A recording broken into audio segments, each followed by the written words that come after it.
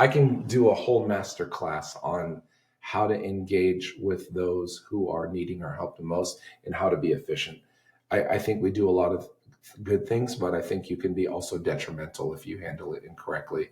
People end up blaming themselves for things that, they had no control over too. Um, I don't think you can ever blame yourself for wanting to help somebody, but you have to engage in the right way. Worst case, make a mistake and make them angry. That's cool. All right. And if they're your real friend, guess what? They'll still be your real friend.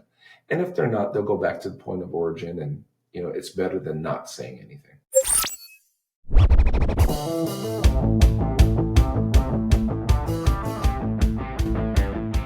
So we just finished recording a podcast with Jay Mirales and kind of want to take a second. This one was, I guess, maybe a little different, or I don't know how, but and we're talking about veterans, struggling veterans and stuff like that. And so we just thought it good to make a little recording before and intro that, if you will, and kind of throw out the hotline if anybody is seeking help. You said it before. I forgot it already. 988. Yeah, 988. Yeah, you can text, call. I mean, they have a website for self-harm assistance. And I think this was probably one of my favorite interviews that we've done. Just Jay's mission and his story it's absolutely incredible. And you made the joke at the end that this is probably the least amount of talking that I did in all of our episodes, but hearing what it is that they're doing and how this mission is growing at a rate where he can't, even if he tried, he couldn't stop it at this point because he's just created such a cool organization. I think the parts that I like the most about this conversation were the talks about commitment and how much effort you need to put into doing something like this. People think of volunteering at an organization as just, I could go help out. But the commitment that it takes to do this 52 weeks ahead of the actual event, I think that just really tests, how serious you are about it.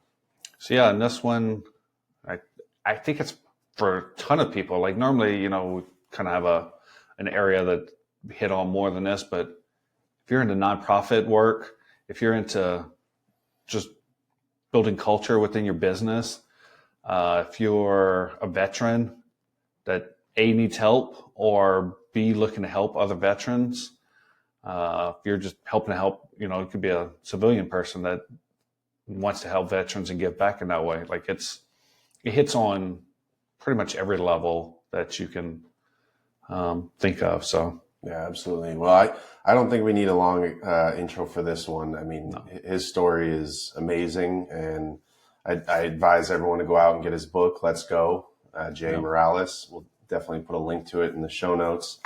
But yeah, I'm dumbfounded by how great this conversation was. Cool. On that, let's get to the conversation real quick. Jay, welcome. We appreciate you coming in and hearing your story and diving into 50 Mile March. I just released a social media post trying to raise some money for it. So we'll kind of get your story of how it came to creation and get some more info out there. If you want to start us off. Yeah, it's funny because you never know where to start a podcast, right? You want to put your best foot forward, but jump right in. 10 years in the Air Force. Got out in 1998, went through a really bad divorce. The transition was really hard. I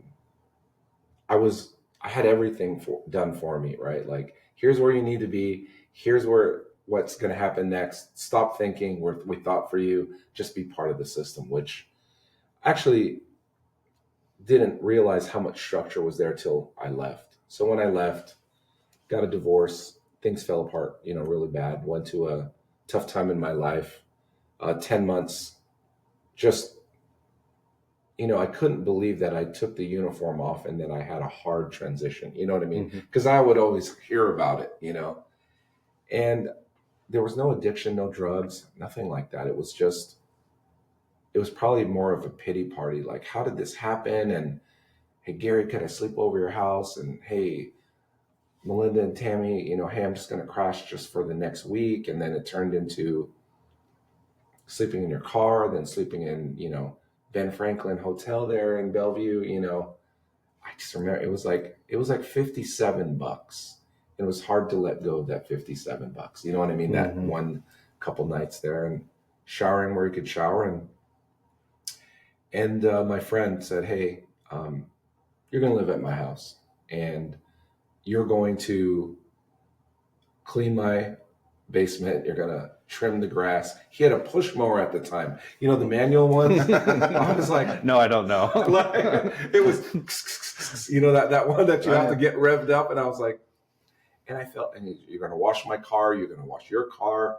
You're going to walk our dog. You're going to bring our kids to school sometimes. And I said, man, this is low dignity stuff. This is embarrassing. He goes, actually, you're going to find purpose again. I said, man, I'm fine. I'll do it. Because when you're at other friends' house, you hear, hey, when's Jay going to leave? That's loud. You can hear that all the way from through the vents downstairs, right? Like I felt less than a human being when I would be like, hey, Phil, I'm so sorry, man. I'm just going to leave tomorrow morning. No, man, it's cool. No, I heard that, plus this is imposing. No, my wife's actually cool with it. I can see the lie in his eyes, right? And the pity. And so my buddy helped me, more than helped me, save my life, and sometimes when you're there, I never wanted to ask for help. People would say, what's wrong? I was fully functioning, still working, $24,000 a year at All Makes, working at the radio station for $6 an hour. From the outside, it looked like I had it all going, but inside I was hurting. I was hiding. I was lying, to myself mostly, but I just didn't know how I got there, and thank God for somebody to give me purpose. Okay. So that's the hard part. The good part is, I said, God, if you ever get me out of this, bro, if you ever get me, bargaining here, right? If you ever, this is what I'll do. I swear I'll go to church every Sunday. No, I said, I'll pay it forward. I lied to him for 20 years, right? I bought time for 20 years. And COVID, like we were talking, right, has sparked many things, good and bad. I said, okay, I'm going to walk from Lincoln to Omaha. I'm going to raise $2,500. That's cool. Hey, babe, I'm going to raise $2,500 for veterans. She goes, you're going to tell your friends and everyone. If you don't, you're going to have to write that check. 30 people were like, yeah, we're going to do it. 6 people showed up, man. It was so cool. So that's the gist of how the 50-mile march started. And I said for years and years, I'm going to do this. I'm going to do that. I even postponed from March because I was going to do the march in March, right? And then, this chicken pox, this measles is coming up, right? This whole COVID, I'm going to hold it till August. And my buddy who's battle wounded said, you know what, Jay? You sure do talk a lot, man. I was like, what are you talking? I'm still doing it. He said, what are you afraid of? I said, I'm afraid of infecting people. He said, if you do it by yourself and you really want to write the check for $2,500, you're not going to infect anybody. I was like, oh man, you need friends like that in your life, brother. You need people who call you out, who you can disagree with, who you can just take hard anecdotal, advice from. And I welcome those people into my life. Not too many of them, just a few of them. You need 10% or less. You can't. Yes. I can handle maybe 3 of those people. Yeah, man. If they need anything, I'm there for them. So, if I'm not mistaken, you were down and out. You were under a bridge at one point, sleeping. Yeah. So I would sleep downtown because, you could park wherever and people really don't care, or you can park in. This is crazy. I know all the spots to park your car where you won't be discovered, if you would, but man, it's not, they're not cool places. There are addicts there. There are other people there. Sheriff Hansen has done a good job of cleaning up the city though, but when you are down and out, you will lie just about anything. You will go about anywhere because you don't want to impose on people. See, that's just it. I didn't know now in my mind, I'd be like, how could I do that? But it's also a strength in me to say, you know what? I didn't get that listing, that $1 million listing. So what, man? Like, so what? Sleeping in dark places, sleeping in people's houses, sleeping in church parking lots, having a cop tap on your window. Hey, buddy, can't be here. That's embarrassing, man. You know what I mean? And you were hiding it so well, you were going to work the next day. Like you would sleep, Oh yeah, homeless, down and out, depths yeah, of despair. yeah. Spraying cologne on yourself, splashing water in your hair at the bathroom that you worked at, just, and keeping your distance from people because you knew you had BO, right? Like you did a lot of things to camouflage. So, hey, AJ, you all right? Looks like you didn't sleep last night. Man, what are you talking about? I'm good. Are you good? People would notice like my mood, and I wasn't very like angry. I was just distant, not there. You could be talking to me right now and you'd be like, hey, huh? That's what it was. And thoughts of just being, conveniently beamed up by a UFO, I should say, right? Metaphorically, just you don't want to be around. That's just it. I don't want to be a burden. I feel grateful sitting here next to you. Like I felt bad for being late already. Like I'm like, man, I'm already late. This is not good. That's being a burden on people. I hate doing that. But what we need to figure out is we need to find help. It's okay to find help. One of my friends says, hey man, I'm in the season of asking right now. He's a really great guy, but he's like, I just want to let you know I'm in the season of asking for help right now. I said, dang, man, that's pretty profound. I'm in the season too. Do you have $5? No, I mean this. I think we go through life crushing it, and then we get in these valleys and we forget that there are resources and friends and family that will pull you up. Like, guys, our worst days are probably better than most. Yeah. You know what I mean? We're sitting right here in the afternoon podcasting, right? And for that, the days that were dark are so far now. You know what I mean? I still get help. That's important. I want people to know that I still talk with the therapist, still talk with the counselor. Is that what kind of got you out of the... So denial, yeah. For years, I thought, I'm going to guide out of this and I'm going to rely on my friends. Can't do that because not everybody wants to hear your story. Not all of us are qualified either. But I think the best thing you can do for someone who was like me, saying, hey, Ryan, just deep, dark thoughts and, oh man, I'm tired of life, is I can suck the energy out of you. Right. Yeah. And then we become no longer friends. Like, oh, here comes Jay. The best thing you can do is listen as best as you can and say, listen, I'm going to get you to the next step. I'm going to connect you with somebody who can really help you. You can't ask them. You just have to say, hey, here's the door. I've opened it for you, whether you choose to walk through or not. That way, you've done everything you can. You can't hold me by my collar and put me in the chair of the therapist, right? But you can at least have made that call for me, connect me. Here's the number. I just want you to follow up with me once and say, Jay, did you go? I think that admonishes you a lot of things, but most people will say, hey, don't bother Tanner because if you look at him wrong, man, he's going to flip. I don't want Tanner mad at me.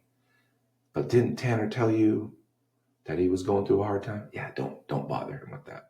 If you're my friend, Tanner, I'm going to tell you. I'm going to tell you. And we talk about being man and being brave.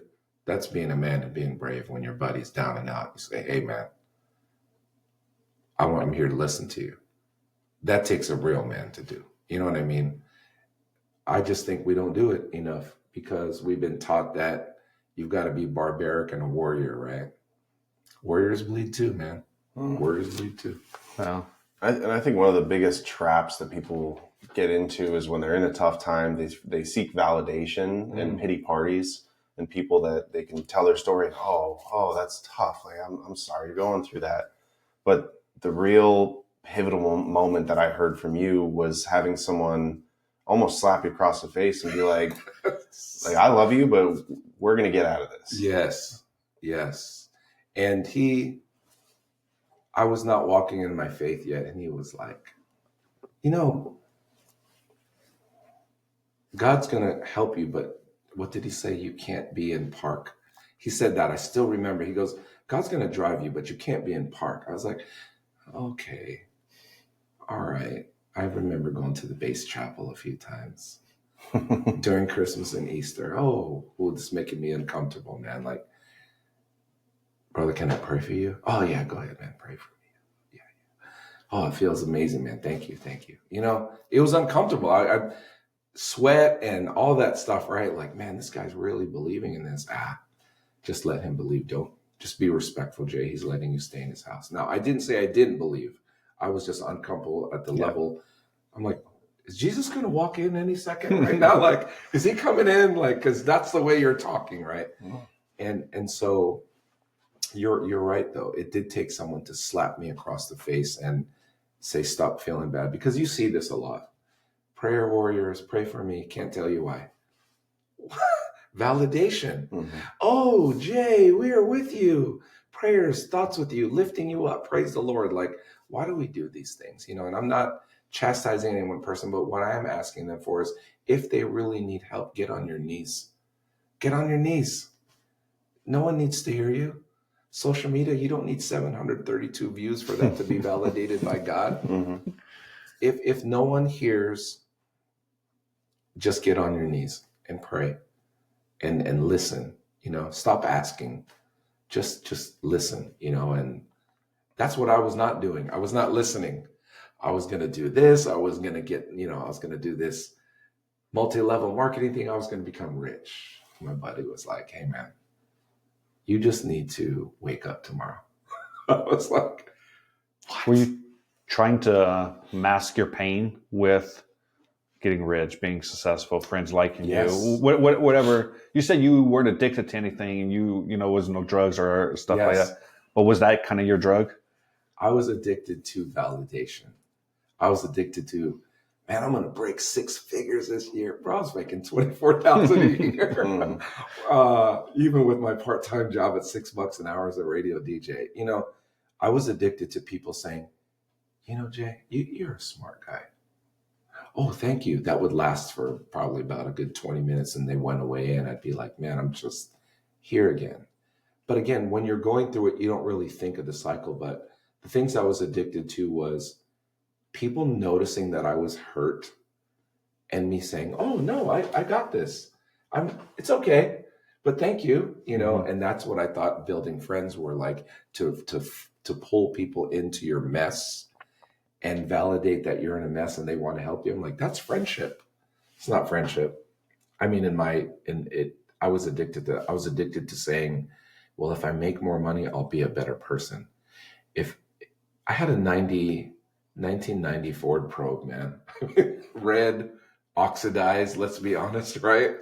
It's the car that I had. And I just kept identifying with material things that would say, this is what you need to be better. You know, God, you're making $24,000 a year, Jay. Because, you know, you would hear all these people. And I remember listening to some of the people who I knew, oh, we got a rental property. And yeah, there's the whole real estate journey is funny too. So we'll get into that later. But I really love the parked analogy. I mean, I use that when I'm talking to people about, you know, well, should I go in this direction or that direction or whatever, any direction.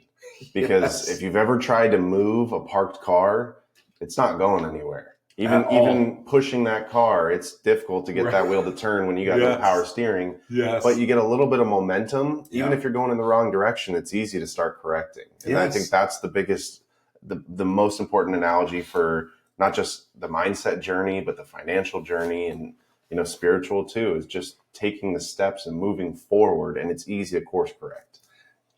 God, why aren't you helping me? Just show me the way. Sometimes you need to make a mistake on your own. You know, I mean, if I sit still in a house, how successful can I be? No one's gonna, God, please have Tony Robbins come to my door and ask me to speak on his stage. I mean, I know it's a little extreme, but people hope for the best and they pray for the best, but they're missing all the blessings. Yes. The process is where you need to skin your knee, you need to hurt yourself, you need to experience a little bit of pain, you need to take a risk, you need to be obedient too, though. You know what I mean? You know what's wrong and what's right. It's not about what feels good and what feels bad. It's about what is it to serve others? Because sometimes serving others hurts. You know what I mean? It truly takes away from you, or you're giving away resources. When people say, oh, when you're the most joyous, you're the most blessed. I don't think so, man. I don't think so. I think when you emerge from depth, from where a hard situation and you're starting to get out, that's where I think God's showing his favor. You know what I mean? That's where I think, like, all right, buddy, you're getting out, and then you feel really good. And then the next thing happens, but yeah, sorry, I don't want to go off on a tangent. But No, we love tangents here. Tanner's the king of tangents. Tanner the tangent king. I like it. I want a name tag now.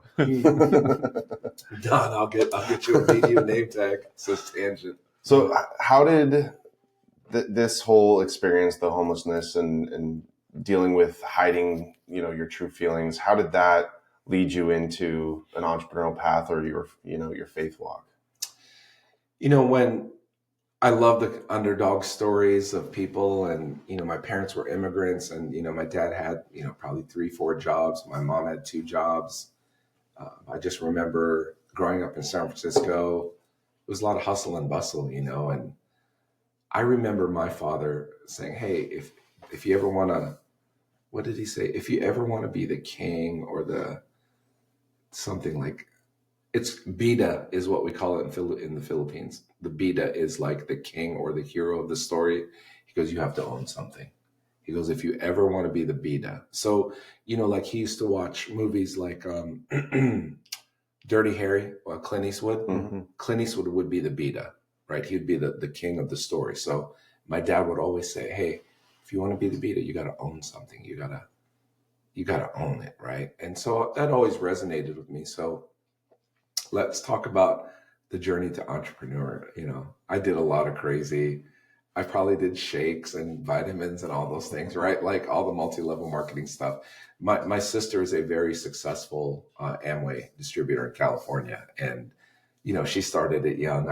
I wanted to follow her footsteps, and she just really did it good. But anyway, so here I am with my wife now, my wife of 25 years. Let's go back 25 years ago, my friends. We were broke. I mean, we had more days in the month than we had money. You know what we would do for entertainment? We would go to open houses because we knew they had food sometimes or snacks. We're like, here we go. This is how broke we were, guys.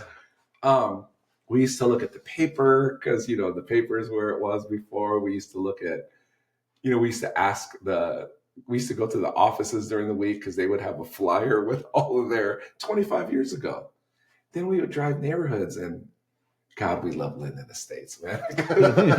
Linden Estates, Linden Wood, is that right? Or whatever that. My base. Yeah. And then all those, just all the houses. And I just remember every house was Linden Estates to us at that time. Anyway, we would go in, right? And hi, they'd be like, hi, how are you guys? Oh, good, beat up jeans, oversized, right? Shoes, whatever. Just, it didn't look like we were ready to buy a house. Let's just say that at that time, right? And I just remember them asking us, oh, hey, so where do you work? Oh, I work here. And they ask her, where do you work? Oh, are you in finance or something? She's like, no, I just work in fraud. Oh, you could see the O on their face like that. Oh, okay.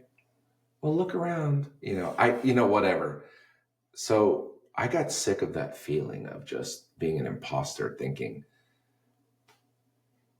And my wife kept going on Sundays. She goes, I'm going to go open house. I'm like, go ahead.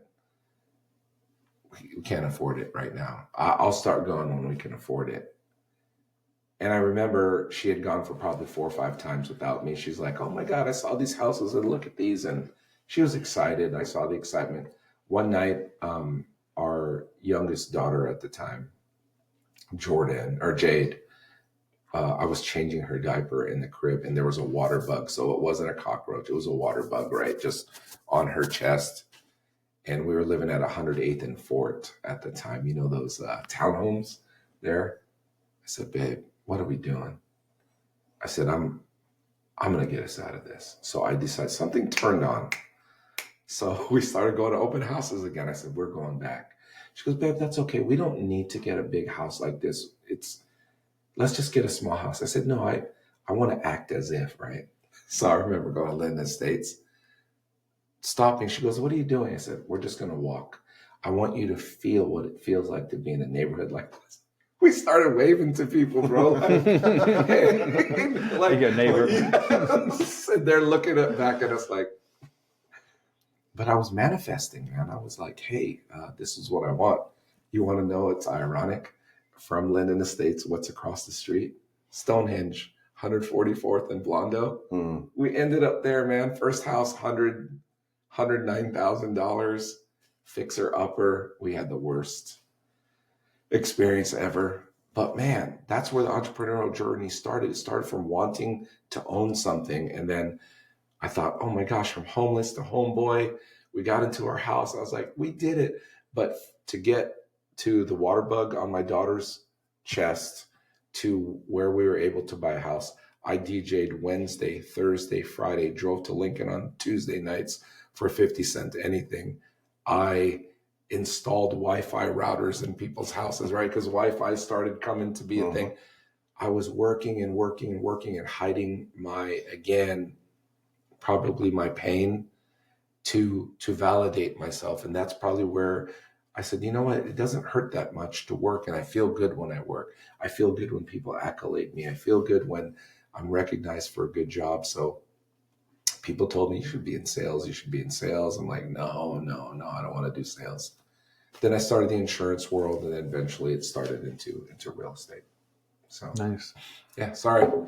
Long, I love to hear it. Yeah. I pinch myself at how far I've come. You know, if God took it all away today, I would have had a good ride, man. You know what I'm saying? If he says, hey, this is the end of stop for you, golly, what a run. You know what I mean? What a run. So speaking of run, let's talk about a march. Yes, the Rock March, yes. Yeah. Why don't you kind of hinted on it. Yep. COVID, you said you're going to get, why the walk from Lincoln to here? Why?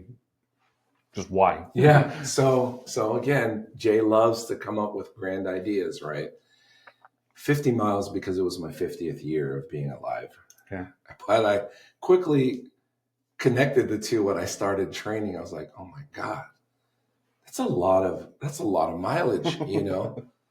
Because I remember walking like 5 miles for my first training walk in a while. Oh my gosh, wrong shoes.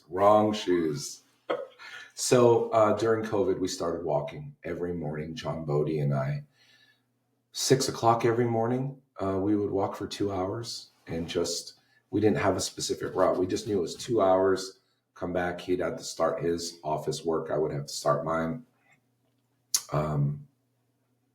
It was a weird time. And then I said, hey, so, you know, Dr. Fit and Fabulous, Dr. Jamie Seaman, she's one of the co-founders. Yeah. Anyhow, she, good friend of mine, good influencer, great doctor. Matt Bills, another good friend of mine. I said, hey, I'm going to walk 50 miles for my birthday. She goes, oh, what date? I said, oh, the new date was in August. And she said, oh, I can't make it. I have a photo shoot for Miss Nebraska. I said, oh, that's cool.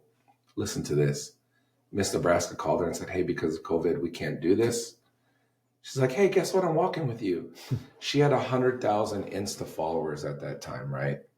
And that blew us up. We raised $25,000 the first night. But the first walk. But go back to the first walk. No route, one RV, my truck, and a makeshift fire truck. Right? Like no police escort, nothing. Just walking in the street, people honking at you like, get out of the road, you know. It was scary. I don't know what we were doing. I don't know how I thought in my right mind we should walk in the middle of the street. Cops pulled us over 3-4 times, and Hey, buddy, what are you guys doing here? Oh, we're walking for veterans. Go ahead. Like literally stopped, right? Every time, and stopped for probably half hour at a time. But Ben was one of the walkers, which is Jamie's husband. He was a police officer as well. So the reason why the stop lasted so long is he would be visiting with some of his buddies. So, but yeah. We've been behind. Yeah, but we had no mechanism. Hey, if you want to make a donation, make it on Give Butter. We probably did a Facebook Live probably 10 times, but people knew what we were doing. And I remember along the route, there were like 4 people along the route total, one at one stop, one at another, and then landing at Better Homes and Gardens on 168th and Center the next day. It was COVID. At the time, Don Bacon was there, and he couldn't shake our hand or anything either. There were 48 of us. 48, man. I was like, wow, this is so cool. And it felt large, though, at the time, but that's all we were going to do.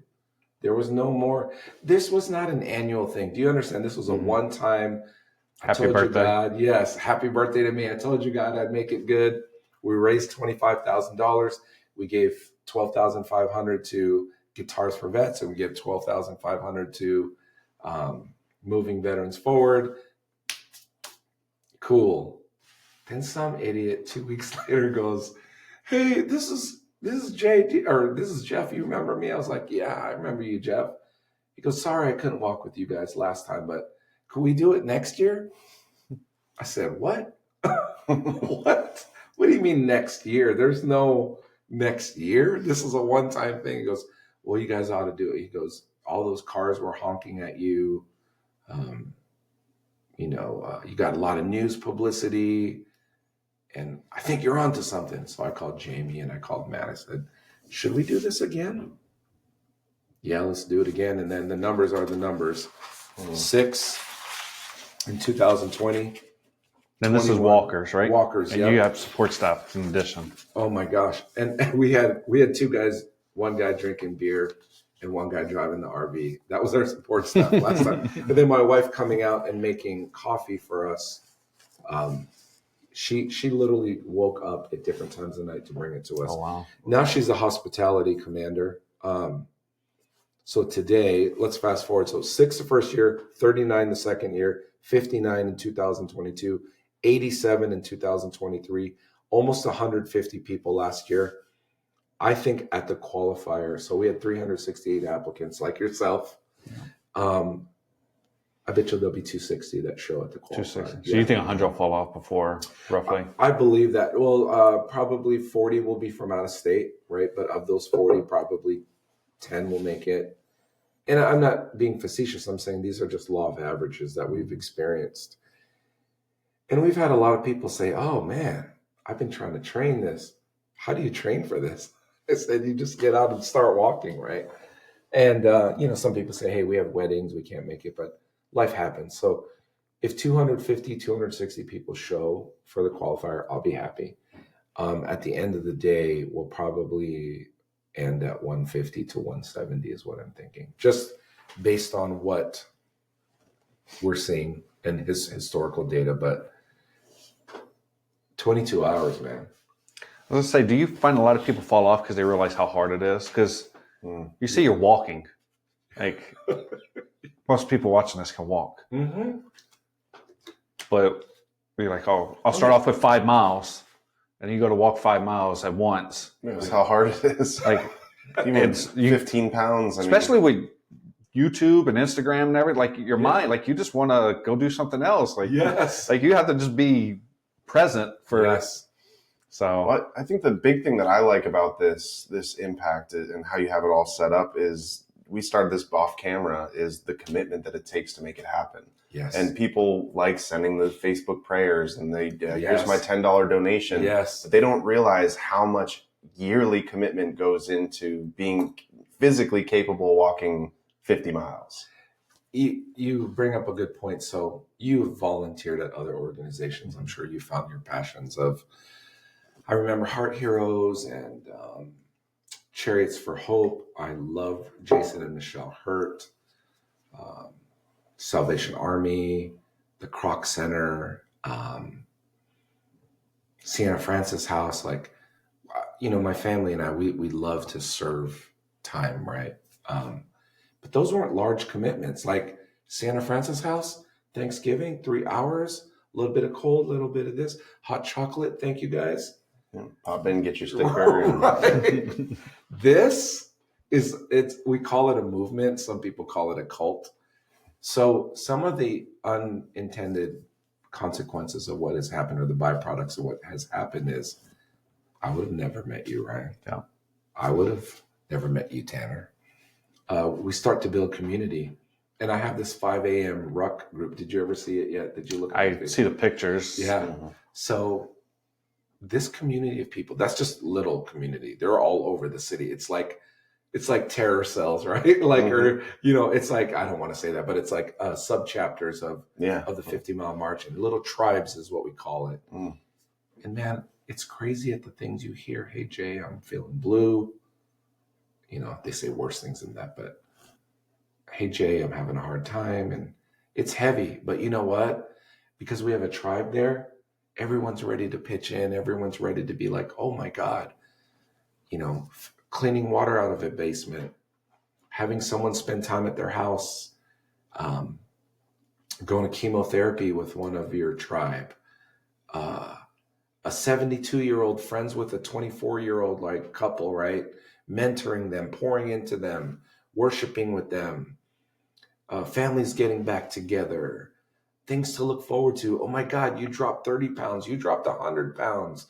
You're not diabetic anymore. Like, these are things I witness all the time. Like, look at my goosebumps, man. Me too. Oh, brother, it's so crazy. Hey, Jay, I just want to, share with you the things. I do want to share a heavy text, but I don't want to reveal. We were talking about this, and I think this is pretty powerful, and nobody will ever know who this is. But I want you to know that real life happens, and you just can't avoid being you have to listen to people around you, and you have to pay attention. And if you don't, people get hurt or they die, right? I'll try to make this. So, hey, Jay, I keep hearing that I'm supposed to talk about this kind of stuff instead of trying to take it on alone. And I know you will understand it. I'm not really good at this, so I guess I'll just say it. I'm pretty deep into depression. I've been for a while, but the last few weeks have gotten bad. I isolate myself. I get like this, which is a lot of the reason I haven't been certain places. I still force myself to keep working out. Other people have been noticing my absence or lack of communications. It goes on. I don't want to go too much into my situation. It's not good. I'm extremely overwhelmed. Plus, I don't believe anyone to really believe me. Could you imagine that? Like, oh, no one's going to believe because I'm always happy and this person's always happy, right? I guess I just wanted to tell someone, so I chose you. Literally no one else knows. After hearing your story, I just figured you're a safe person to disclose this. I'm just reading cautiously because I don't want to give up any of the details. I just want to say something to a person I know I could trust. And so I want you to know, like, that's one of many. So, like in sales, when people call you and you miss a call, you're like, I'll call them later. Then you forget to call them back. What happens? You lose a sale. Mm-hmm. Here, man, you can't afford to not call anybody back. You can't afford to lose a life. Yes, but you also can't be the savior. You also can't be the rescue person. You can't be the special forces operator that swoops in and freaking gets them to, you have to be a good listener and say, here's the next step. Here's our next contact. Here's Valley of Hope. Here's the hospital. Because did you know this? If anybody wants to hurt themselves, you can bring them to a veteran. You can bring them to a hospital, and there is an act that pays for that.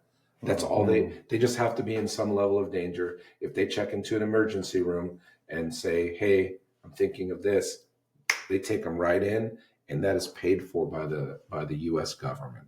My I didn't. OVA, I did yes. not know that. I will get you the link so that you can post that later. That just happened, and I found that from our friends at Blue Valley Hope.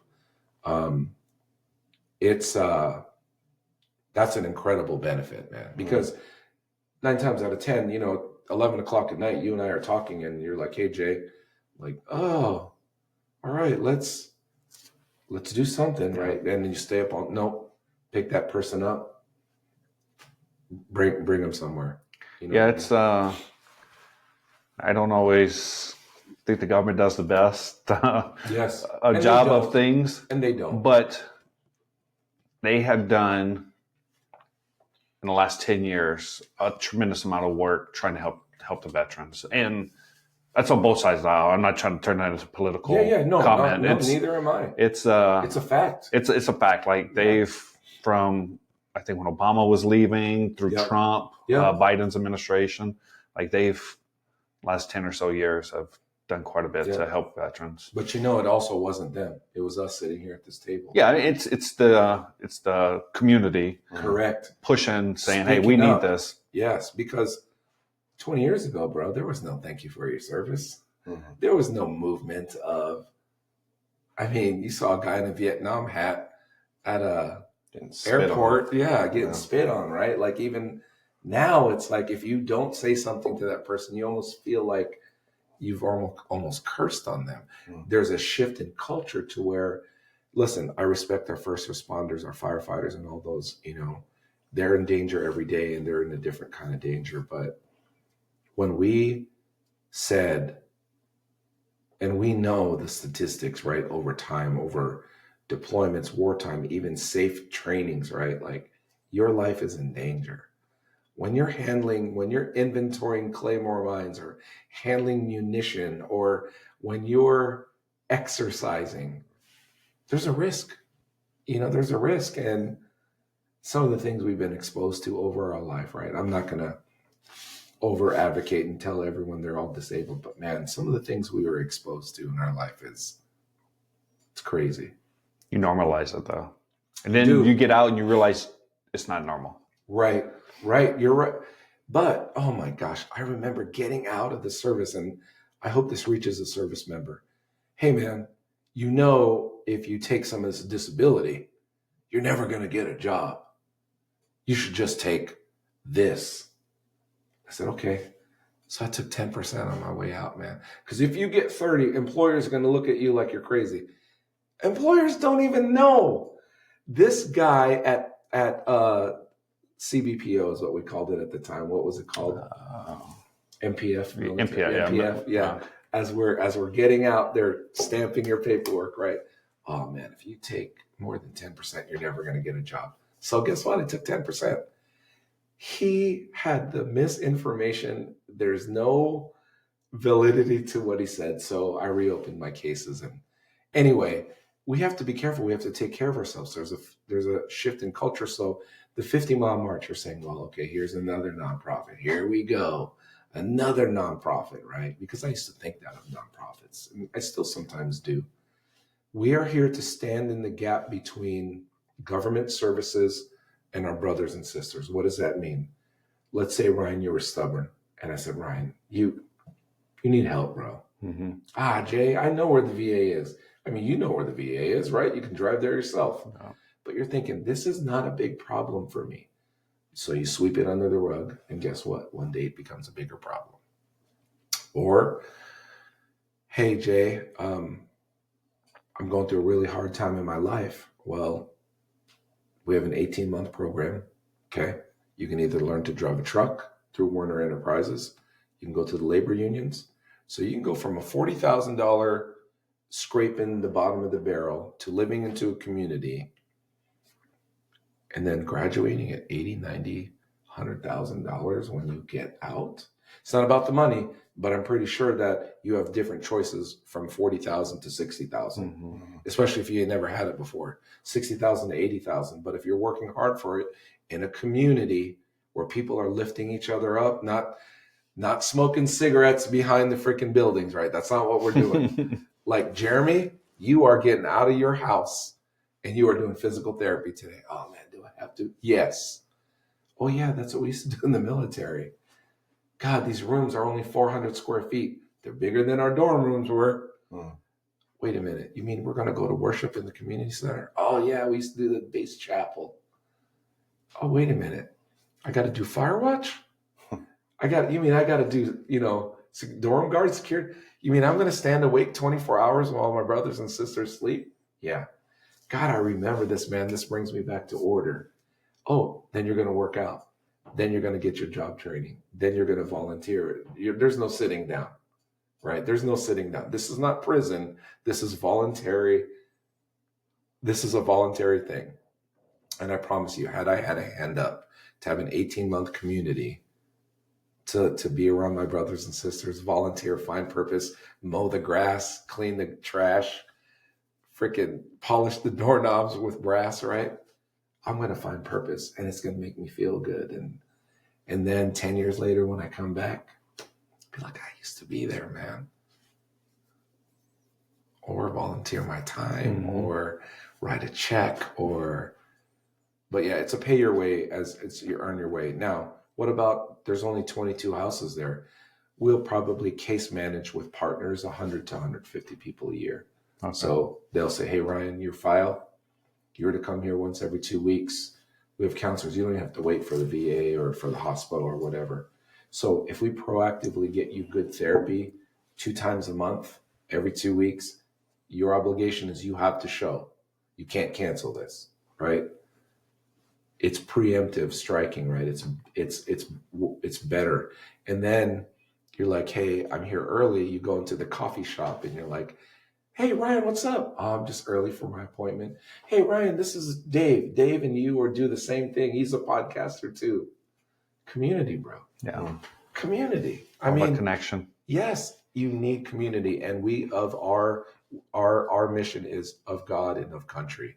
We will never apologize for that, ever. We're not red or blue. We are red, white, and blue. So there's no politics involved. And you can believe anybody, you can believe in any God you want to, as long as you know there's something bigger than yourself. Because you need that to how did I get this help? How did I get here? That's the questions you need to be asking, right? So tell me more about Community of Hope and Yes. where the vision for this came and where it's at in production. Grandiose. So Ron Hernandez, for Moving Veterans Forward, he's in the fight of his life right now. He's really battling cancer right now. He's been battling cancer for the past maybe 7 years or longer. 2:00 mission number 2, when we had 39 people. He walked with us the whole time, by the way. He had chemo done the day before. It was like a Thursday, and then he walked with us on Saturday. Wow. So, and at night it was like 2 a.m. in Ashland. He's like, hey, he goes, you're going to see this through, right? I was like, oh yeah, man, we're going to finish, bro. Yeah, we're going to finish, Ron. Don't worry. He goes, no. He goes, you're going to see this through. He said, I want to make sure that Moving Veterans Forward keeps. I was like, what? I didn't say yes, because I knew I was going to be like, yeah, buddy, you got it. Like, I wasn't going to make a false promise then. I made too many of those in my life. I just looked at him, man, and just put my head down. Then we finished, and we got back, and this guy gets on the microphone at Nebraska Brewing Company, and and we just finished, and I feel real good. Hey, Jay, remember what we talked about? I was like, I wasn't moving. I was stunned at the time, and he just went. He didn't say anything we talked about. So since then, we've been paying their rent for just to alleviate that burden, which is whatever it is a year. I believe strongly in Moving Veterans Forward, his cause. I said, hey, Ron, you know what we're going to do, man? We're going to build a campus, right? Because I'm thinking, well, if you got to pay this much in rent, man, like, let's just build our own stuff. Well, if you look here on this picture, that right there and right there, that's Moving Veterans Forward. Okay. And I can tell you that it's out of scale. And it's, that's where I pictured his warehouse to be. You know what I mean? And I don't know. I just thought to myself, it was built around that promise, and things change, things whatever, but we need a centric hub that will stand in the gap to service 150 to 200 people a year, 20 residents a year, be a beacon for advocacy, coordination. Do you know how many? So we have a Veterans Alliance branch headed by Bree Schuler, which is our executive director. We said, hey, you're a veteran organization, veteran. All right, y'all, let's get together. We called them all together along with the Barry Law help, with the help of Barry Law. And we brought them together and said, hey, everyone introduce yourselves. You know how many people didn't know each other? You know how many people didn't know who each other existed? You know how much overlap there is? Oh, you do homeless people too. Oh, you're homeless? Oh my God, that's crazy. But when you ask a nonprofit, this dollar, where's it going? Where's this dollar going? Some can't answer. Some are like, this is what we do. This is what we do. And you scratch your head. So here's where we are, Tanner, where you asked. We purchased 7.1 acres. And it's phenomenal, bro. It's on 36 in Cape Heart. Here's what's funny. Last year, we went to the city of Bellevue and said, hey, could we? City of Bellevue was like, oh, we have that earmarked for another project. It popped back up. This property popped up. I knew the person. There was a connection. We went back to the city. They were like, yeah, the project was lifted and we're not going to do that anymore. And guess what we're right next to? The Veterans Home. Mm-hmm. Like right next to it. So the Nebraska Eastern Veterans Home, we're here. Just south of it. Yes. And then there's 7 acres to the left and 10 acres to the north. And guess who that belongs to? City of Bellevue. Mm. Guess who loves us? Rusty Hike. Mayor Rusty Hike. Great mayor, man. And just was like, whatever you guys need. And he has been that way. Supportive. So we're in planning and master design stage right now with Leo A. Daly. Bro, I sit there in these design meetings like the one we had even this morning, and I'm like, man, is this? There are people not arguing, but I think that if you put shrubs in this area, the sunlight will block. I'm like, I don't care if there's no shrubs, right? Like I'm being funny, but it's I sit back in a room of 14 people or, during these meetings, designers, engineers, construction people, man. And they're all like, and Jay, this is what we're going to do. And we're going to push 4,000 cubits of dirt, right? Like whatever, right? I'm like, okay, man, whatever, Ronco's involved, and is unreal that I am the same person that was masking pain and hiding from life, and again, for me, it's not money, man. It's not about the money. I love this so much that I will work another 10 hours on this every day. So is this something you plan on continue growing, and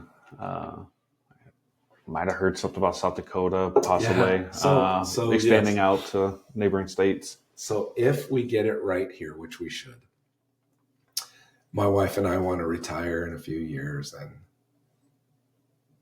have an RV, and we'll sell all of our properties, live minimally. I'll have a parking space here at the Community of Hope in case I need to shower or whatever. But I see this as a solution, my friends. This is not just some dream. Like this is a solution that we can say, look how many people we took off the street. Look how many people that we are helping case manage. Here's the model. Our fundraising model is so unique because it's not up to one person just to raise all that money at some gala when you eat rubber chicken. You know what I mean? Like, no, this is you, Ryan, you next year, Taylor. Mm-hmm.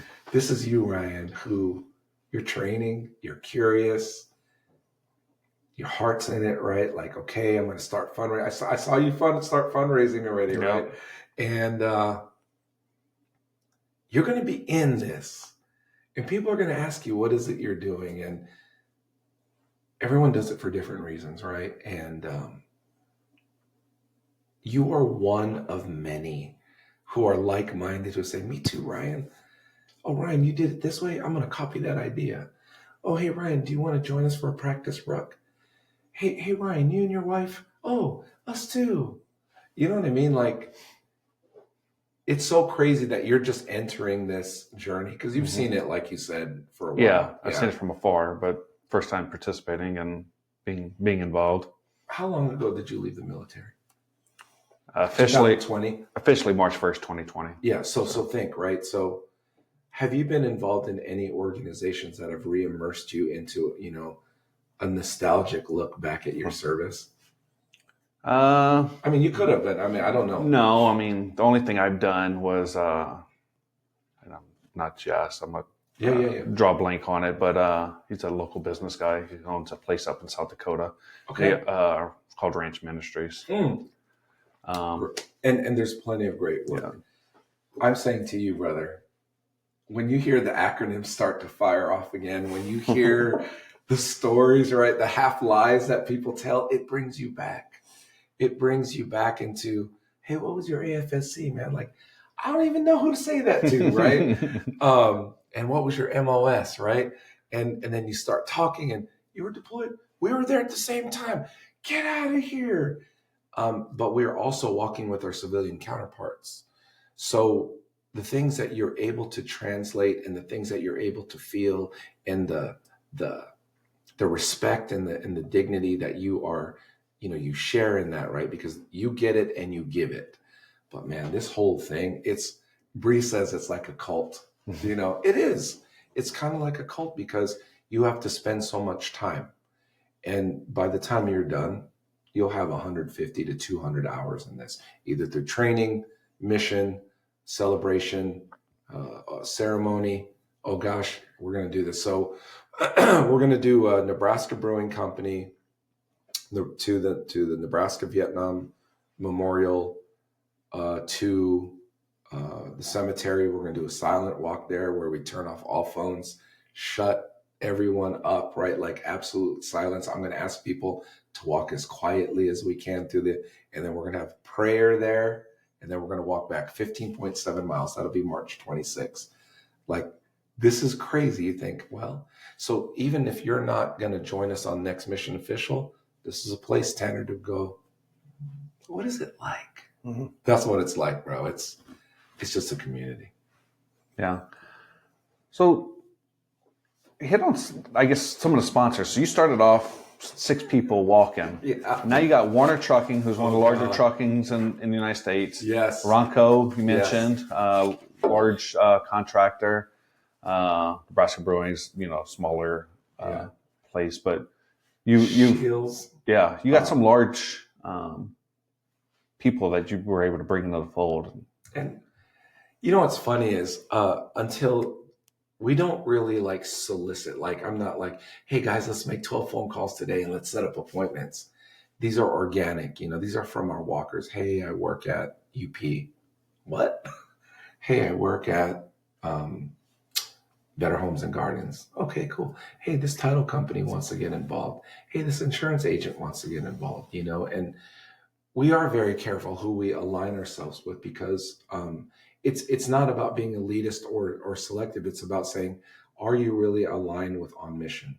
How do you support veterans in your cause? Are you a politically charged affiliated party?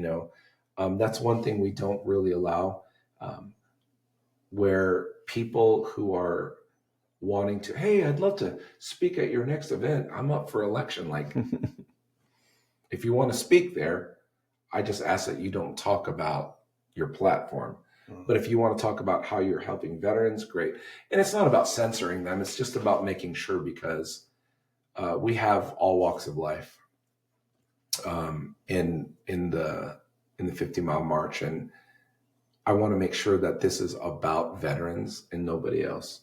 This is not about your issues. This is not about what's wrong with the world. This is about how can we serve veterans. And it's pretty cool to hear 2 people who completely disagree on polar ends of the spectrum connect and talk. You know what I mean?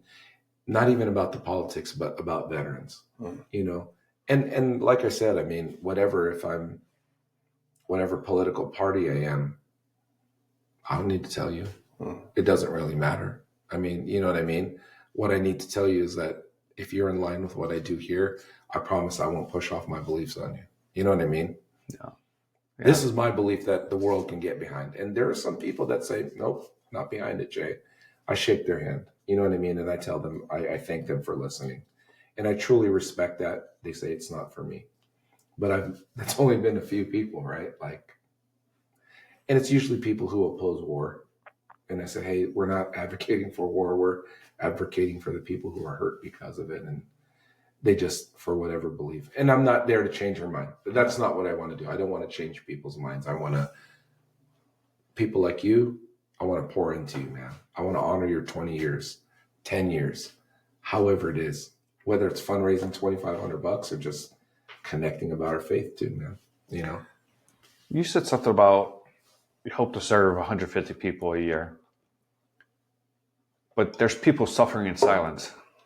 How do you find those 150 people that are suffering in silence? Agree. So let's talk about this. Jay was on the outward appearance looking just fine, right? But when you get text messages like this from a successful entrepreneur who you think, oh my gosh, that person is successful. You don't know, but do you realize that in a space like this, you're going to come forward and you're going to open up.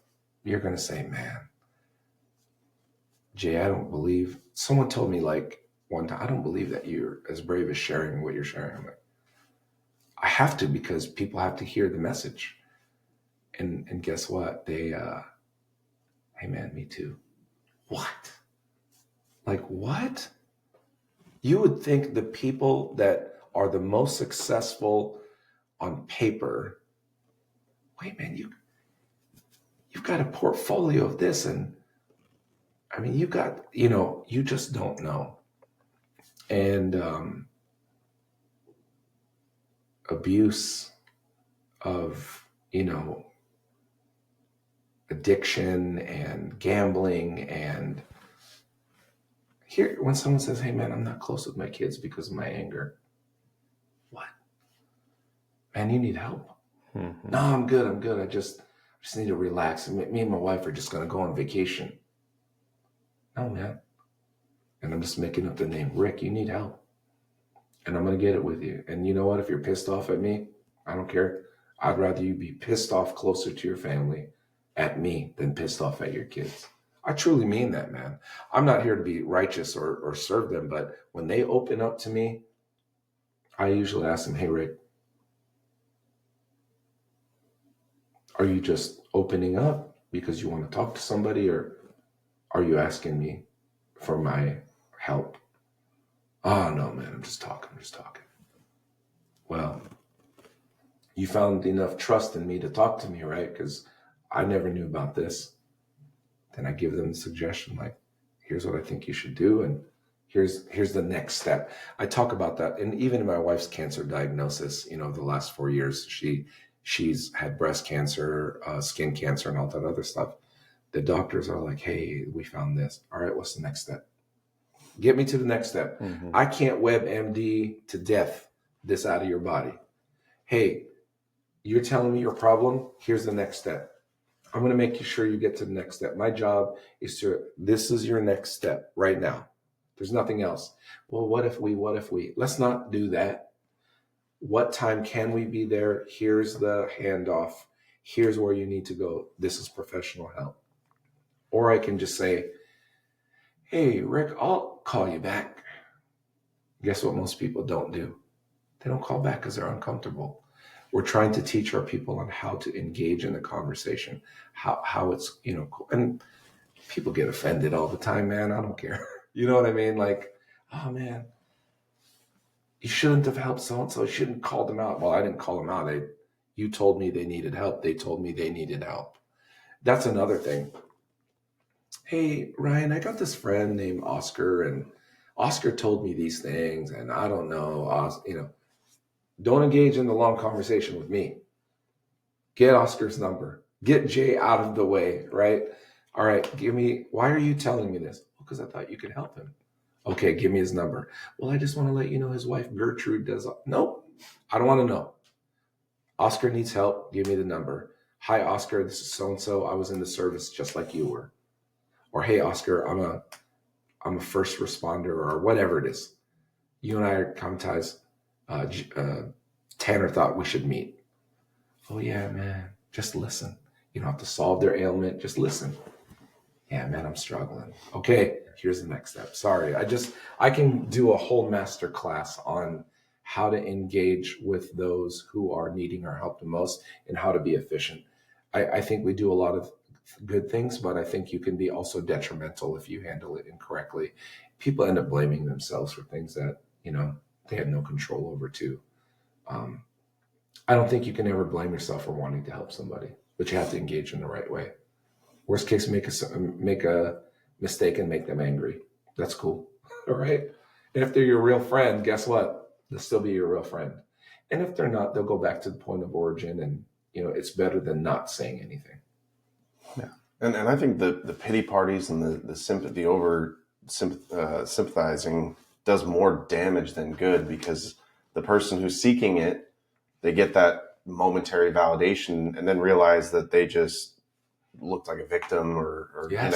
it didn't really help me, and now I just look weak to everyone else, and it just starts to spiral. And talking about oh yeah, exactly. And talking about the cancer, my mother-in-law years ago got diagnosed with cancer, and she tells this story. My father-in-law was Navy for 21 years, and just very like exactly how you're saying about problem solver. Yes. She came back, told him, she has cancer, and he was like, okay, so what do we do next? And right. And she's like, no, I need you to cry with me. He's like, what's that going to solve? Right. This is what we're going to do. Right.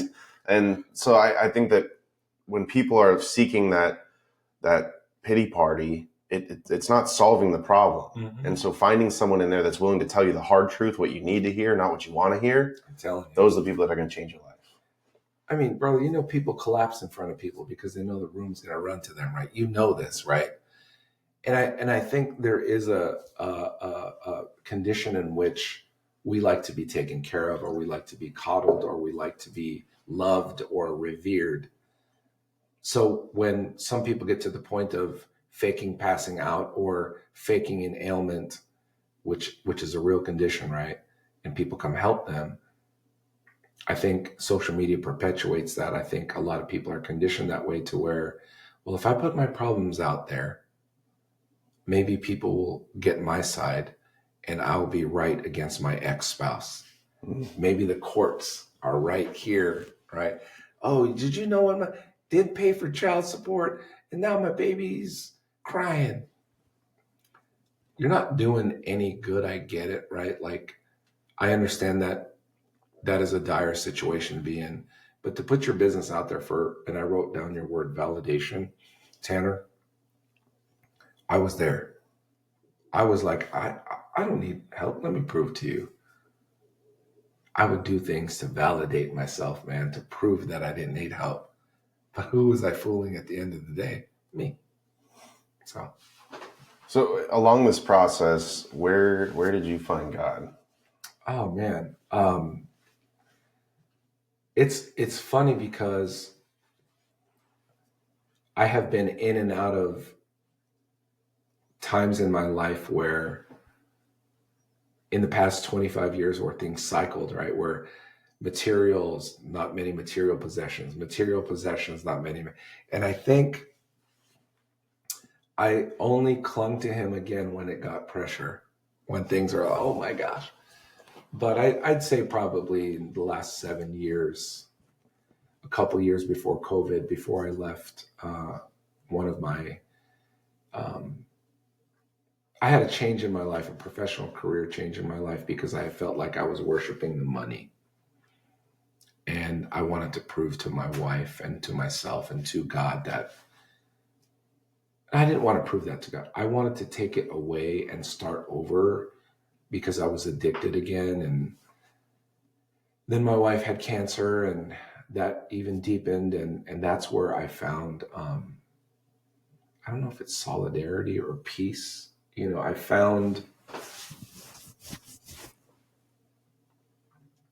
I found for whatever I couldn't solve, I just gave it to him. And I felt like for the first time in my life, even 5 years ago, I understand that I cannot ask him for things. I should be sitting there in posture of gratitude for what I have. I should pray and not worry. Do I worry? My wife hates it, right? When she's like, oh my gosh, the closing's going to do this, and a title company found. Babe. And guess what happens? It always works out. You know, a friend of mine, a dear friend of mine, is going through cancer again with her husband. Her husband has cancer. And hey, we just got to get to the next step. And I said, I'm not trying to minimize what you're going through, but I just want you to know that things usually work themselves out, you know, and I don't worry as much as I used to. I don't compare myself as much as I used to, you know. I'm going to be on this streak to sell all this crap in my house. So I've got a basement kind of like this too. I mean, it's finished, but it's set up, and I've got probably old computers, new computers. I've got stuff in Amazon boxes that I was going to set up a big grandiose. I have equipment, amazing equipment like yours. I need to quit. I need to let go of all these possessions, especially if I'm going to downsize to an RV, right? And it's going to be a nice RV, by the way. It'll be a Brinkley 4-season RV with a nice fifth wheel. But I just know that I used to think to get to the next level, I got to be like Tanner. I've got to do as many transactions as he does. I've got to be, how many, you know, I want 5,000 followers. I want 10,000 followers. And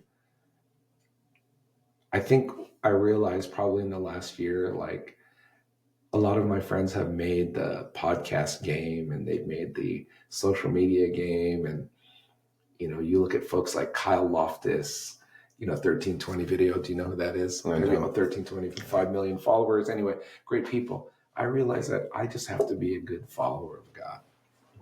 That's the only follower phrase that really means to me, right? Because could I get another 20,000 followers? Sure. Can I get another? I have been blessed beyond what I deserve to where I am today. My faith journey continues because I know, here's how I know. My daughter came to me, this is a little too much, but I'm going to share this with you. She's 20 years old, and she's got her head screwed on right. And her fiance and her met at PC3 at,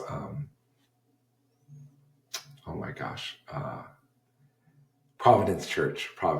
Are you familiar with Providence? It's all 18 to 24-year-old kids who you would think that gap, that's where they leave to college, and they don't worship anymore, and they lose, you know, their faith over time. Anyway, we're talking 300, 400 people at a service. Anyway, I said, so 20 years old, Dad, I'm going to get married. And I had seen her faith journey anyway, right? She goes, I just want to tell you something. This is going to be not what you're used to, Dad. I'm like, what? What are we talking about, right? Like, what do you mean it's not what I used to? I'm going to submit to him, and he's going to lead our house through Christ. Wow. I said, what? Wait, what does that mean? You know, she goes, I'm going to work. I'm going to do all that I can. But if I'm called to motherhood, he will lead our house through Christ. I'm like, hey, you're 20 years old. So here's how I even know even better, right? She's an old soul of Jordan. She said, Dad, here's what I want for my wedding. 10:30, show up. Worship at 11. Feed them. Breakfast, brunch. No alcohol. Go home at 2:00. Final, whatever. So because of my wife, she talked her into mimosas, which is all we're going to have. Right. But do you understand? This is a 20-year-old girl who could get wrapped up in the bridezilla stuff. And nope. Hey, Dad, we found some artificial flowers. Like, she is truly grounded in Christ. And I thought when I used to see her in the morning at the table writing in her journal that this was just a phase for her, right? She leads worship. She is very knowledgeable in just the word, man, and just watching her actions and how, no, Dad, we're not going to live together before. I'm not sleeping in his house. He's not sleeping at mine. I'm like, are you all right? Like, what's going on? But, it's just God has shown us favor many times, even when my wife had cancer. You know what I mean? As she was going under for her mastectomy, or her reconstruction, I should say, as they're injecting the stuff to make her drowsy, before pre-anesthesia, she's texting on a freaking deal, like a walkthrough. I said, who cares if we made a mistake on the washer dryer? Like she wrote it in and it wasn't there and they took it and, babe, it's $1,200. Go to sleep, When you don't have to worry about $1,200, when you don't have to worry about a thing, when you're able to serve others without expecting anything back, when it makes you feel good, when you're able to give you what God has equipped you with, man, you feel so good. You feel he's in your presence then. And man, I'm about to get emotional, but I hope when I get called home one day, I mean, I believe in him so much that I could feel him hug me. Do you know what I'm saying? I don't even want him to say anything. I just feel that, and I don't get to reflect on this too much, even on this podcast, man. Like, I didn't know what I was walking into. I kind of did, but you don't get to reflect on times like this until people like you really take beyond interest. You are committed to hear the story. You're committed to your time. You could be doing anything else, but I don't get to contemplate like this a lot. You know what I mean?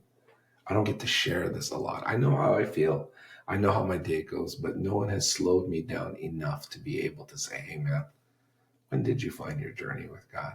So I appreciate that question more than anything, man. Mm-hmm. Tanner asked it, so all the credit needs to go to him. Sorry. No, Yeah, you're good. No, of course. Yeah.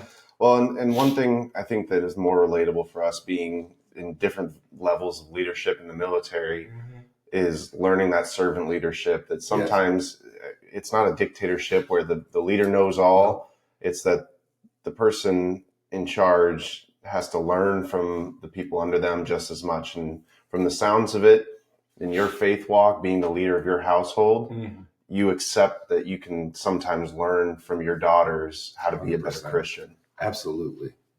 Yeah, it was interesting saying that, talking about your daughter, right, and stuff. My daughter got a new leather journal. Yeah, it's like a journal for her Bible. You know, the Bible goes in there and there's pens and papers. And so the other day we're sitting there and I was reading a book, not a Bible, just a normal book, and she sat next to me with her pink highlighter and her highlight. She's 10, highlighting in the Bible next to me. So it was, whenever you were telling your story, it took me back to that. And moments of life are made from that, right? You witnessed that moment, right? I'm pretty sure you didn't say, hey, start writing stuff down. No, that is something that's the presence of God. Whatever path they took, whether it came from somebody else, whether it came from 6 other people who influenced her, whether it came from you or the church that she goes to or a YouTube channel, whatever it may have been, it's not for us to question and take credit and say, because I'll never take credit for my daughter. I was just like, what? It was a pleasant, you'd like to think you have your hand in it, but really, what are you looking for? I like to think that I'm learning from it, So it's pretty cool to see. Yeah, it gives you the energy to keep going. Oh my gosh. Just talking about it, she'll probably be one of the first calls I leave when I leave her. Hey babe, sorry. Talked about your wedding a little bit, but I'm not sorry. No, and many instances where there have been extreme situations where God has shown up, because there's no such thing as a coincidence, just perfect design, and I don't expect the world to believe that, but I know that we all have a potential. When someone says you're destined to be a king, like, no, you're destined to do what it is that you do with your talents and how you develop your talents. Because I could be the most talented king if I put a lampshade on myself and block my light from shining. That's me doing that, right? Yeah. No one's destined for anything except for time on this earth, to be a steward of this earth, do God's work, and then, be admitted into eternal life. So, yeah, John Maxwell calls it the law of the lid. So you got to remove the lid to be able to. That's true. To be able to shine. Yeah, it's true. It's so true, and if you look at every motivational speaker, every good preacher, every good leader, they have qualities that mimic. I mean, I think Jesus was the best multi-level marketer in the world, man. He had nothing. What did he do? He started with a very small distributorship, right? Not everyone. And he even had one distributor on there that was like, I'm gonna be a trader, right? I'm gonna sell your soul, and he still changed the world. So that's Fisher of men. Yeah, I it's so crazy. I don't ever mimic or want to say I want to be his hands and feet. I want to serve, and I want to get dirty with the people who are down in the in the trenches, because that's where most of the work is done. You know what I mean? And what's cool now is it's the 50-mile march. I can't even say me. It's we. It's truly we. And that was one of the hardest transitions over the last 5 years, I can still evangelize for us, but there are people smarter than myself. There's an executive director, a director of operations, and a deputy director. There's a full board. There's an associate board. There's a lot of committees. But what's cool is you get to witness this stuff, man. Yeah. But we built $1 million business in 5 years, right? And then soon it will be a $15 million business. But it's because people believe it so much. I almost want to take this business model and start a gym, right? Like, I don't know. I'm just saying, whatever started this,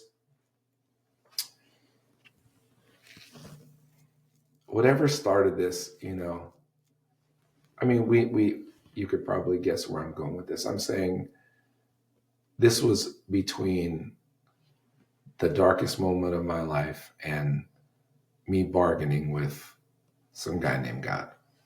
You know what I mean? That's where this started. So is 50 Mile March set up as its own nonprofit, or so people can donate directly to the program? Yep. Use your donation so that you can get. Yes. We'll put it. But yes, it's like mine it's a sub of it. So 50 Mile March Foundation, it's a Give Butter site, and then all the walkers like Ryan have their own sub. I think it's called a campaign, if I'm not correct. Okay. Yep. So they started a campaign, and I'm a sub underneath their campaign. So yeah, of course we'll have Brian's link, attached to this, but people want to get involved. I mean, I know you're still looking for volunteers. Yes. But as far as people thinking that they want to walk, I think that there's something that needs to be said about the level of commitment. And, if you want to get involved, start looking for next year and training now. And there's still volunteer spots. There are volunteer spots. I want to ask you about a volunteer spot that you don't need to say yes to on this podcast. I want you to think about it, pray about it. We have an embedded social media vehicle. It's got 8 good people on there, man. We live broadcast the entire time. There's videography, wireless HDMI. We have a blackjack. Is that what it's called? I believe so. Whatever the blackjack switcher, video switcher. We have a place for a photographer / videographer. I don't know if you're interested in that or not, but the media part is cool. You're going to walk some of the way too, but it's like, remember in Desert Storm where put people embedded media, you know, like in the Right. black vests and all that. It's not that extreme, but you will be up and close and capture the story if that's something. So think about it. I don't want you to answer now, but you can volunteer. You can volunteer 22 hours as well to be with the convoy the entire time, to set up the little tent city, shut it down every time we go, or you could just volunteer 6 hours at the landing the day that we land. So there's plenty of opportunity. I'll give you all the links that you can include on the podcast. Takes a village. Absolutely. It does. It literally does. It takes 150 volunteers to safely move us from Lincoln to La Vista in a 22-hour period safe. We're talking protocols, right? Nobody moves without a safety jacket. Nobody moves the vehicle without honking, right? This brings us all back. Operation order. We have an op order that is 18 pages long. It talks about illumination outside, the barometric pressure, the grade of the land. It tells about emergency procedures. We have 6 medical professionals, and that's going to grow to probably 10 by the time we launch. We'll have an ambulance, if not 2, along the route. Like it's honestly, if we had to go bug out, this would be the people to bug out. Seriously, if we were like in apocalypse now, you would want to be in this convoy. Well, Yeah, get involved with the cults now. yes, exactly. We mentioned the word cult. Do you know where that actually comes from? No, People's Temple, is that? No, it's short for culture. So we always spin it as a negative thing. I did not know that, man. But the word cult means that you have culture. Whether it's good culture or bad culture is a whole different thing. That's so good. I never knew that, Yeah. Ryan. So I always thought cult, right? Like it's always a negative religious. Yes, it's always yes, a negative yeah. religious, but it actually just means that you have culture in your organization. Oh gosh, man! Can I bring that back to Bree?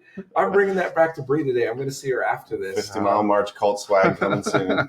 Yes, So yeah, cult. Yeah. We're going for culture, man. yeah, that's where it comes from. Is We're going to completely change the stigma around that word. Yes, we will. I'm going to start using that, man.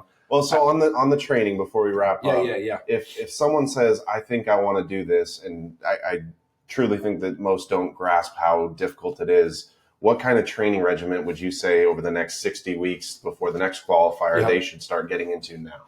So within a year's time, right, I think people, if you want to remain active anyway, you should be walking every day. That's just a normal function of human beings. Running, sprinting, walking, those are all good forms of exercise. But here's the rhythm. Remember, in any training, frequency is better than intensity. So frequency is better. So 3 times a week, 5 miles a week, 10 pounds on your back. Start there. 5 miles a day. Yeah. 5. Did I say? Oh, You said 5 miles a day. week. Yeah. Sorry.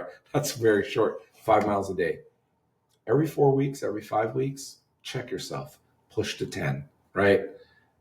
I think that if you just push yourself to 20 miles twice in a 6-month period in a 4-month period before the final walk, you're going to be fine. But if you just walk, ruck, first of all, your cardiovascular system is going to be better. Your posture is going to get better, carrying 10 pounds on your back. Your core is going to get stronger. Just the form of walking is so good for diabetes. It's so good for so many things. But heck, we walk Monday, Wednesday, and Friday, 5 a.m. Like we're crazy people. Minus 25 degrees the other day. The only times we don't walk is when they cancel school. Just because sometimes it's hard, but there's up to 30 people that walk. They park all along. So if you can imagine, I live down the street from here, 192nd and C Street. Our neighbors, man, are like, damn, man, we can't get out of our driveways. I mean, it's not that bad. We have 15 to 30 people there on any given day. And it's cult-like. We celebrate birthdays. People bring cupcakes and we do coffee and the camaraderie, man. And there's one guy, Chris, comes from like an hour away Yes. to walk at 5 o'clock in the morning. Yeah, and Sarah drives from an hour and 20 minutes because she lives in Eagle or something. And then there's another guy, Nick Brown, that drives from Lincoln. So when my neighbor in frickin' Oakmont says, hey, man, I really want to get there, but golly, 5 a.m. is early. I'm like, you live across the street. That's me. So so I know Chris, and Yeah. he's like, yeah, I drive in. I'm like, I live down the street and I don't go. Like it's like less than a mile away probably from I here. want you to join us though. Feel free Absolutely. to join us. It's the camaraderie is so good. 5 miles an hour. Oh, the pace that you should be at is between 3 miles an hour and 3.5 miles an hour. These people are doing 4 minutes a mile. I'm like, no. You know, that's 4 miles per hour is what they're doing. I'm like, no, you don't need to do that. You just need to do 3 to 3.5. It's more than a leisurely walk. It's a little brisk. But if you start 3.8, 3.9, 4.0, you'll tear up your feet. There's no reason to. Now, if you're going to do Go Ruck selection, you know, Spartan races or whatever it is with that stuff, go ahead and train that way. But sometimes we do sandbags. We do push-ups every mile, by the way. So it's good stuff, man. I mean, people come because they're addicted to winning. Like when we're done, like we don't exactly, sometimes we'll pray, but it's not like a ceremony, but everyone shakes hands after, everyone high fives and love you, man. Oh, it's so good. It's so good. Well, I know you didn't mean any direct malice with it, but before we started, I had the conviction of checking my commitment, and that's something that I definitely want to commit to working on. So I look forward to seeing you guys next week. That's awesome, brother. I love it. Interested versus committed, right? And it is interesting what we do, but you know, you missed it, but part of you says, do I really want to do this? And when you do it next year, you'll know then. It's timing is everything too. You know, we're in a season of different times, and I can't believe some people have done it 3 or 4 times already. You know what I mean? Yeah. And some people are saying, hey, once, way enough. Sorry, I don't want to commandeer the conversation, but I could talk about this in a 4-part series. No, you're good. Well, I think the big difference between the interested and the committed is there's a lot of people that are interested. It's making waves in the news, and you know, a lot of people are interested.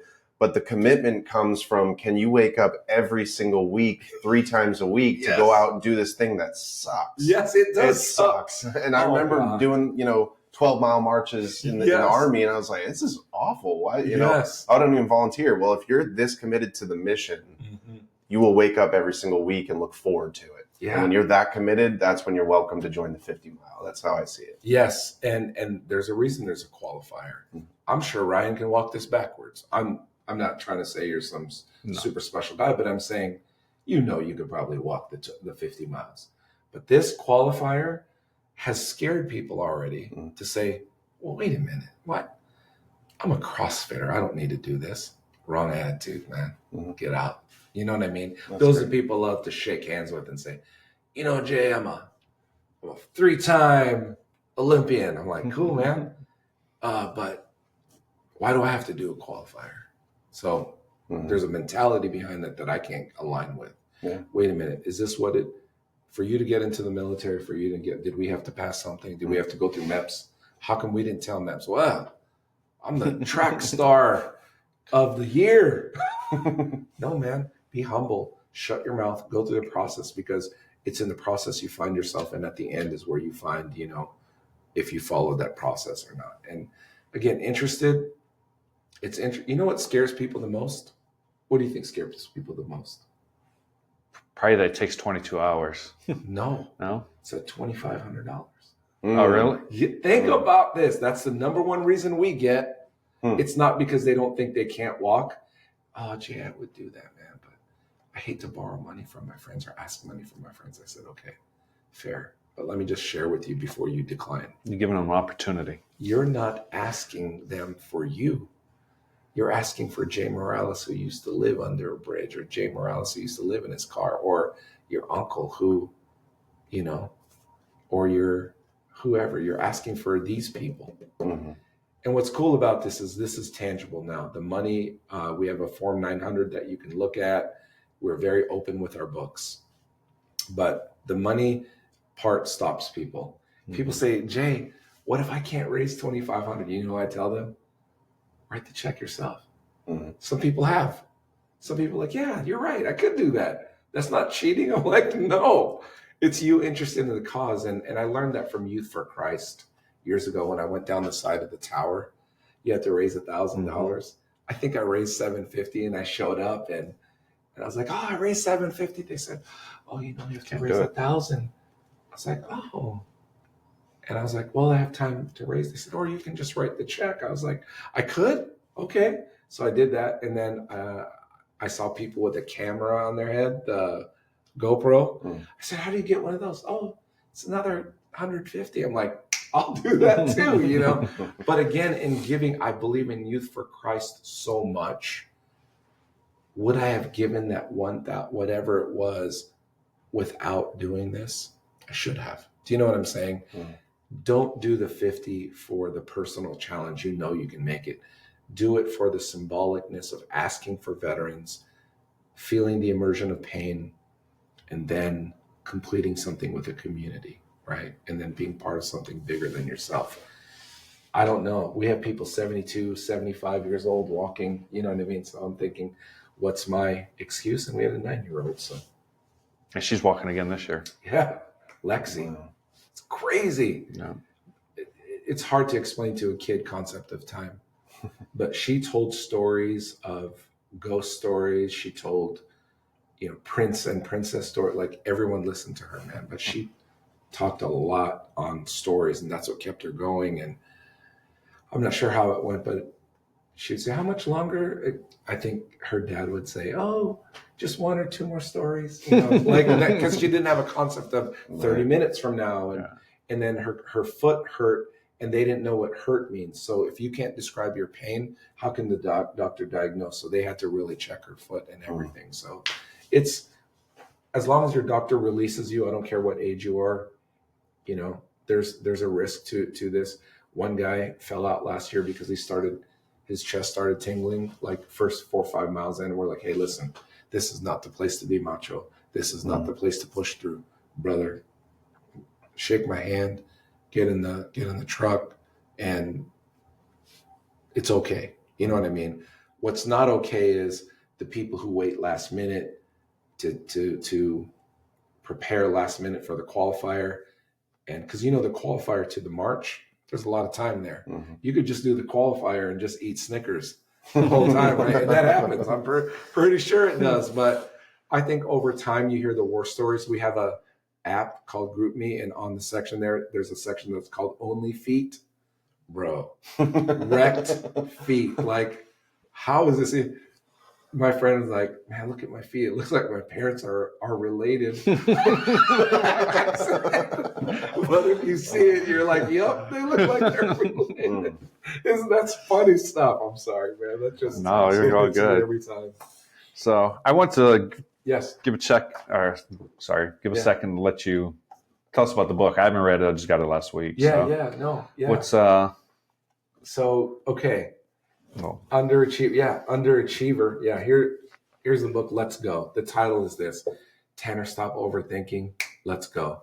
Hey, listen, you do too much in the community. You need to insulate yourself. Take care of yourself. You need to power down. You need to power the grid. Hey, you want to start networking? This is how you network. Social capital. We talk about that. We talk about the imposter. Just even in here, the little voice in your head that says you can't do this, why you can't go. You know, you're maintaining comfort, adopting narratives, seeking permission, lacking discipline, enabling laziness, and prioritizing possessions. A culprit is someone or something that will rob, sabotage, or ruin your outcome. But what's funny is that culprit is your voice. That's the most powerful thing in the world, right? If your voice inside says, Tanner, you're going to have 200 episodes in about a year and a half, you're going to do it. If your inner voice says, man, it's difficult to get to 20 already, we're at this for 6 months, guess what's going to happen? You're going to believe that too. I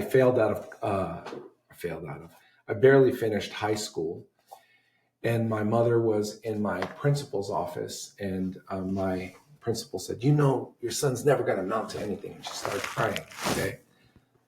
And you don't hurt my mom. Like, nobody should hurt my mom. That fuel right there, that still rings true with me. And I said, well, I'm going to join the military. That's around the time I said, this is what I'm going to do, because I didn't have any other thing. And I wanted to show up my principal. I wrote the book, not for you, not for you. I wrote it so that my mom knew I wasn't Bobo. Bobo means stupid in Filipino. And when I wrote that book and I said, Mom, Dad, here you go. You know, my dad took 3-4 pages of notes and had questions for me. And my mom said, "Oh, I read it in one night.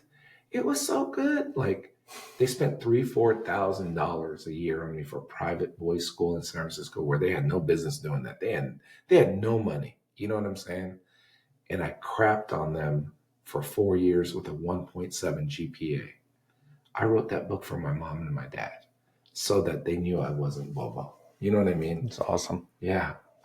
So if no one ever reads it, I don't care. But it's been a very good outlet for me, and I'm working on another one now. So Awesome. Tanner, this is probably the most quiet you've been, this whole... I mean, honestly, I had no idea who we were interviewing today. And so I'm astounded. And all the little God winks are incredible to me. So I talk too much too. No, I love it. I know I did, because I can tell, because when the guest is talking too much, you're like, damn, we didn't even ask a question.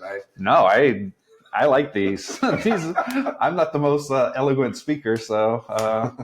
Have you heard my? When I try to explain a story, sometimes, if you ask me about the scene of a crime, I'll get the make and model vehicle wrong. So don't ever ask me. Right? It's just, I guess I know you guys are trying to land you. I'll tell you this. What do I want people to remember of me? I'm just like everyone else. I still check myself. I still struggle. I still wonder if I'm ever good enough. I still compare myself. I still desire, possessions. I'm still on that journey, man. And I'm 54 years old, and if I could say to anyone, Jay, how do you do it? And I hate that when people say, I don't know. I really don't know. No, you know why you're doing what you're doing. I have a passion to outrun that person that I was. I have a passion to outrun my imposter syndrome. I have a passion to outrun wanting, because for every 5 things I want, I have one incredible thing, man. You know what I'm saying? I mean, I'm looking at the 3 phones. I'm like, you know what? I probably have 3 phones in my basement too. Mm-hmm. Why do I want to go out and get another Sony EV-X10, whatever it is, right? Like, I can always want more, but I want to serve people, and I'm addicted to seeing the underdog win. I don't care if the underdog even knows it's me. I want to see the underdog win, and I got to be one of the best accomplishments in my life when I was able to sneak a soldier away from AIT. I spoke to their lieutenant. I spoke to their first sergeant. I spoke to the training, whoever in the Army. He was going through Ranger School, by the way. He came back here, and so we surprised his mom at the 50-mile march before she walked. We did that all under the cover of night. That's an accomplishment, man. You know what I mean? And I guess I'm talking about it now, but I don't care if they ever said thank you to me. I did it because I was addicted to wanting to see the mom and the son who had not seen each other for a long time. That's what I want for people. I want them to have that elevated experience. Whether they see that it's God's work or not, it doesn't matter. What matters is how you make people feel when you connect them. Like, Ryan, what I hope for you this year, man, is that you find people who are like-minded like yourself. And, I saw you and Ted sitting there, at the cigar place, and you just never know. I was not going to be there that night. Jeff and Mary were inviting me, and they bought books, and I'm donating all that too. And I didn't know how it would be received when I talk about the 50-mile march, but it doesn't matter. I'll evangelize wherever I can. Yeah. So that's where I got the book, was cigar event. Yeah. Well, if you need to fall asleep, read it. It's good. I'll definitely. I got a couple books I'm finishing up now, but I definitely have it on the short list. You got some good ones, man. Yeah, I got quite a few. Yeah. This is the ones I have out. I got more hidden throughout everywhere. So yeah. Well, is there anything before we end and get you on with the rest of your day that you want to? No, I just want to say thank you both. This has been cool. I've been on a couple of podcasts, right? Maybe quite a few. But you really you allowed me to talk and let me be myself. And I appreciate that. It wasn't all about the 50. It was about my life and my journey. And I'm Well, I grateful. think your life and your journey is part of the Yes, they're married yes, together. So to yes. separate the two, Yes, I think it does it a disservice. When I heard you first say it, and kind of told your story about '98 and your struggles and stuff, and it opened up my view of what the 50 is. Thank you. More. So Yeah, because you volunteered even before, and you saw me speak there before. Correct. And I appreciate you wanting to know more, man, because that's what I hope for everybody, that they find their purpose. And I want you to talk to me at mile 46. I want you to call for me, right? Okay. Because we'll be on the road at mile 46. And I want to talk to you then, and I want to see how you're feeling at that point and what you've experienced. And, we'll talk for about a mile. And then at the end, we'll give each other a big hug, man. Seriously, bro, it's crazy. Mile 46. Just remember that. People will That's where it gets hard. Oh, that's where it gets you could drop out there. Most people could just drop out, right? Because you're done. So I want everyone to remember good people like yourself. This podcast. It's just posture of gratitude, man. Posture of gratitude. I'm just grateful and pinching myself every day, man. Well, I appreciate it. Absolutely, Tanner. Thank you. Got anything? Yeah. Thank you for all the work that you're doing and coming here and sharing it with us. And I think, like I said, this thing is going to continue to outlive all of us. And what you've created here is doing so much good in the community and with veterans not only participating in the marches, but the ones who benefit with the community of hope. And I'm very grateful to get the chance to talk to you. Thank you, man. I'm grateful for your words, man. I feel the energy, man. That's what people can say what they say, but I can feel the energy for sure, man. Well, thank you. I really appreciate it. Yeah, thank you. Well,